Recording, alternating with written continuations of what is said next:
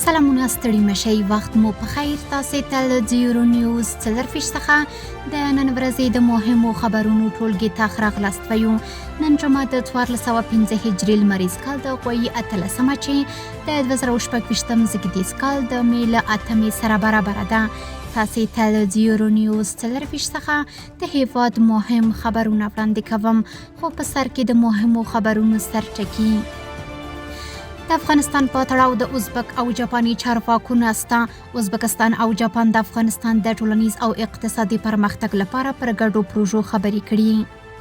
د افغانستان په چارو کې پر نه لاسوهنې د آصف دراني ټینګار.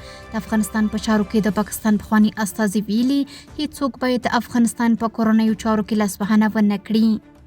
او په جاکرتا کې د اسلامي امارت سفیر د کویټ له سفیر سره لیدنه کې د افغانستان سفارت د بیا پرانیستلو په اړه خبرې کړي. اوس هم بشپړ خبرونه. ازبکستان او جاپان د افغانستان د ټولنیز او اقتصادي پرمختګ لپاره پر ګډو پروژو خبرې کړي.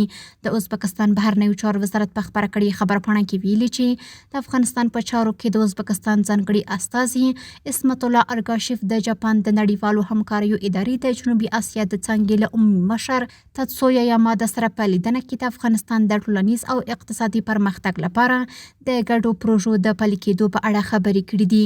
د ازبکستان بهرنیو چارو وزارت د خبرپاڼې لمخې په یاده لیدنه کې جاپاني لوري د افغانستان په اړه د ازبکستان د دریځ ستاینه کړې او د زده کړو، روغتیا، کرنې او د خصوصي سکتور د پراختیا په برخو کې همکارۍ ته لیوالتیا څرګنده کړې.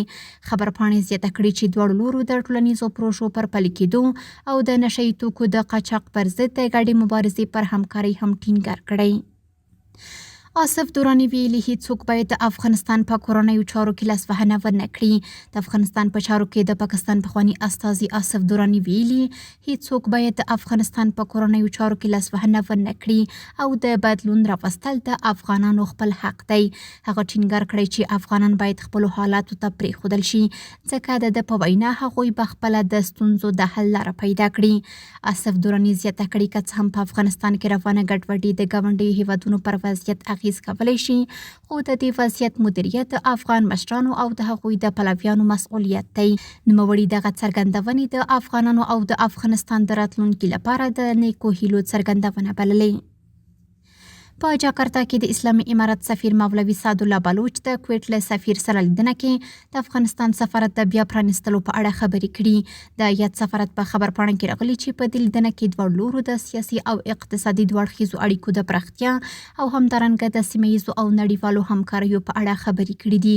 دغه راز په کویټ کې د افغانستان د سفارت د بیا پرانیستلو موضوع هم تر بحث لاندې نیول شوې او کویټي لوري په دې برخه کې د همکاریو او همغږۍ پر دوام ټینګار کړی. د جمعیت علمای اسلام ګوند ویلي چې د افغانستان د کورنیو چارو وزیر سراج الدین حقانی، د بهرنیو چارو وزیر مولوي امیر خان متقي، د دفاع وزیر مولا یعقوب او ویان ذبیح الله مجاهد له مولانا فضل الرحمن سره اړیکه نیولې او د شیخ ادریس د شهادت په اړه یې خپله خواخوږي څرګنده کړې ده. د افغانستان دغو چارواکو د شیخ ادریس شهادت په کلکو ټکو غندلی دی. په خبرپاڼه کې راغلي لکه د پاکستان ولس د افغانستان ولس هم د شیخ ادریس د شهادت په غم کې شریک دی. بلخوا سراج الدین حقانی د شیخ ادریس کورنۍ ته یو لیک هم استولی چې د جمعې په ورځ د فاتحې ګډونوالو ته ولوستل شو. او وروستی خبر همدا چې تېره ورځ د هیواد له بېلابېلو لارو څخه زرګونه افغان کډوال په جبري توګه راستنه شوي.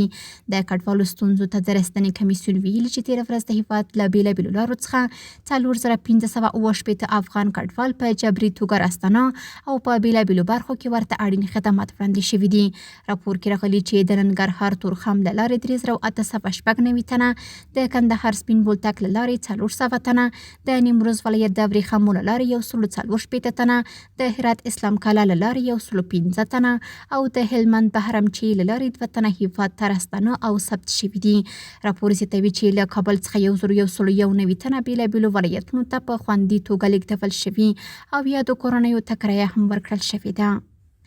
کورني خبرونه هم دومره و. د بهرنیو او سپورټي خبرونو لپاره زموږ پاڼې وڅارئ په خپله رسنیو باندې فیسبوک، انسټاګرام، ایکس یا پخوانی ټویټر، یوټیوب او ټیک ټاک زموږ خپرونې خوښې او موږ تعقیب کړئ. ادرس یې 0 نیوز 24 تر سبانۍ خپرونې د الله په امان.